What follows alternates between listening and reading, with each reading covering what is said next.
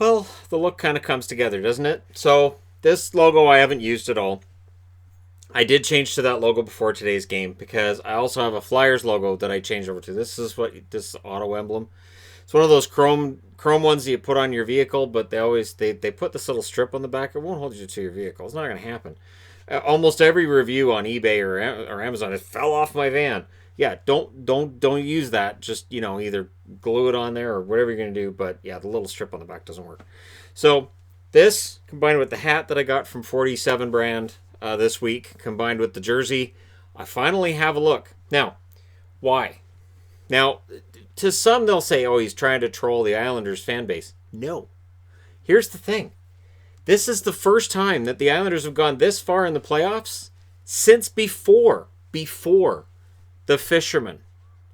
That's how long it's been since the Islanders reached the Final Four in the National Hockey League. The New York Islanders have been the butt of so many jokes, rumors of being moved. 2 years ago, we're all burying them because John Tavares moved on. I even today, while I was watching this game, while the Islanders were just shutting it down, I went and looked up articles from the day that Tavares signed in Toronto. And all of his cheer about how excited he was to be joining this new team in Toronto. And, the future was really bright for them. And it was the right time to make the move. And all of these. And he's not really burying the Islanders in what he's saying. And he's saying, yeah, I waited till the last possible moment. And it was between the Islanders going back there and potentially going to Toronto. And I chose Toronto because, that's where my heart is. And, I don't know if the Islanders are here if they'd kept Tavares. That's the other reason I'm looking that up. I think, this is one of those great what ifs. If they had kept Tavares, now, of course, it would be almost impossible financially to keep Barzal with the current roster they have if you added, say, an $11 million cap hit for Tavares to what they've already got. But I don't know if they're here. I don't know if you kept Tavares on this roster if we're seeing this right now. And I'm not saying that to put Tavares down, but I think maybe Lou Lamoriello, when he came in, would have made the roster in a different fashion to the way that he did. So before the game, Couturier was in, Del Call in as well. Grace was starting. But it was clear during this game that Couturier, not 100%. And the Flyers, probably not 100%. But anybody who's going to make that excuse, go look at Matt Barzal's face. Not even making it up. He's absolutely beaten and bruised right now, and word has it that we're probably going to see Game 1 in Edmonton between the Islanders and the Lightning on Monday. So there's no time really to sit around and think about this because you got to get on a plane and you got to go to Edmonton, and just after you're in your room, they're going, "Hey, so we need you on the ice because you guys are playing right now." Post for Voracek in the first minute, and that was key. The Flyers needed to come out with a big start, and they needed to jump on the Islanders here after winning the last two games by a score of 5-4 and 4-3. Both of those in overtime. Interestingly enough, the Islanders didn't win a game in overtime, and the Flyers didn't win a game in regulation. It's one of those weird oddities in this series. Tentative start, the shots were 1-1 6 minutes in, and I honestly think that when it's a low-shot game, that it favors the Islanders. And they talked about this one looking sort of like Game 1. The problem was, in Game 1, Varlamov saved 29, and tonight Grace was nowhere near that busy. The Flyers get a power play on a Pajot penalty, but they don't score. 0 for 12 in the series at that stage. And the Flyers' power play was a massive problem. I would think if anybody's going to end up potentially looking at their job being on the line coming out of this playoff run, it might be whichever assistant coach is in charge of special teams for the Flyers. Mayfield scores from Taves and Everly at 9:27. It was the second shot for the Islanders in the game. Second. Goes right over Hart's shoulder. And that's one of those things where Craig Simpson had just been talking about it. He had said, he hasn't been busy. This could be tough for him to stay sharp. And sure enough, one goes in the net. The Islanders started generating chances once they got the lead. It was like, all right, now we're going to try to, keep this going.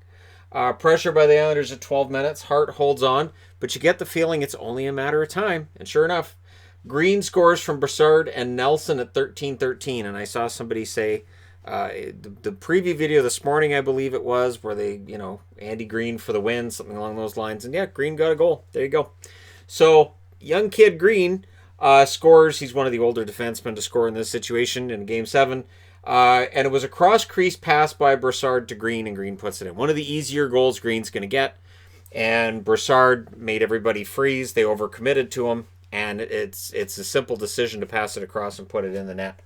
And it's one of those ones where a less experienced forward might try to force one through or might try to take that shot and go for a rebound. But Brassard sees Green and passes it over. The Islanders' pressure then drew a penalty by Sanheim. So the Islanders go to a power play. The Flyers killed that off because a third goal would have ended it early. And even at 2-0, it didn't feel like the other games. And it didn't feel like this was a game where the Islanders were going to blow a lead. That this was a game where the Islanders were going to get things done. Last minute, Voracek takes a penalty. The Islanders go back to the power play. And we go to the second period. The Islanders starting on a power play. The Flyers do kill off that power play. And then there's a post for Myers after they killed it off. But then the Flyers take a too many men on the ice call. And it's the first of 2 calls against them of that nature in this game. Power play number 3 for the Islanders. Now the power play doesn't help the Islanders, but it takes time off the clock. And it means that you're able to, keep things at the other end. Provorov goes down. Looked bad. It was a shot to the knee, but Provorov would stay in the game. Eberle then high-sticked Barzal. Barzal really needs a cage. So he takes a stick near the eye in the last game, and his eye's still all black and blue.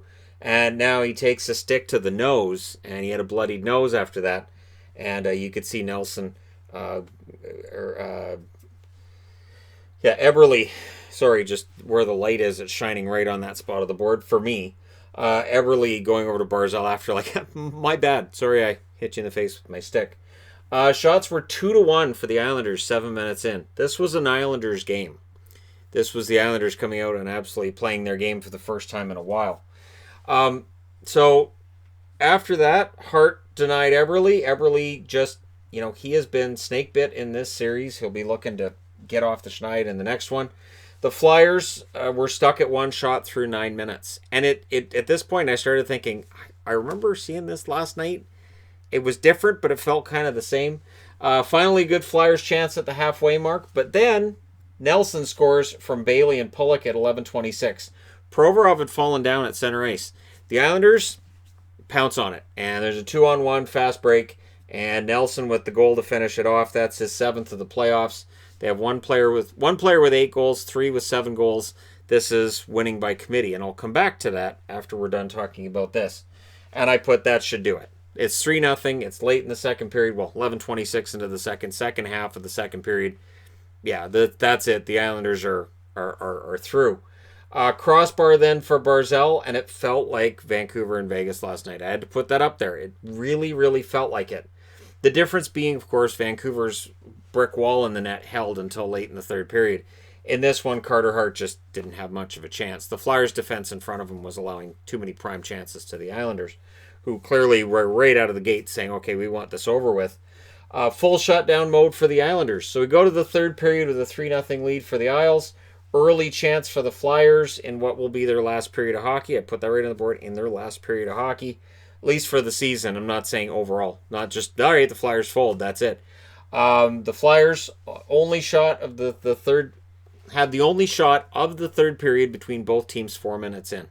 So this is an Islanders team that now is collapsing back. They're not worried about taking a bunch of shots. They're worried to make sure that they protect this lead. Pajot and Lawton then had a fight. Soon after that, Nelson takes a delay game call, which it took the referees a minute and a half to figure out whether or not they agreed that it was over the glass. Flyers get that power play. I'll put the word boo on there too for all you Flyer fans out there who are unable to say it. And now they're 0-13 in the series, and that's where it ends. Rough. So the Islanders were stifling everything the Flyers were getting. There were no easy passes. Multiple passes, good luck, nice try. And when they got a shot, goaltenders there. Again, it felt like Vancouver last night, except the Islanders weren't generating as many chances as Vegas did. So Alain Vigneault decides, well, I might as well pull the goalie. And with 6:55 left, they sit Hart on the bench. And Beauvillier says thanks from Nelson and Bailey at 13:42. And he adds the empty netter to make it 4-0. This was a clinic by the New York Islanders. So they pulled the goalie again, and then the Flyers are caught with 7 men on the ice, because of course they are.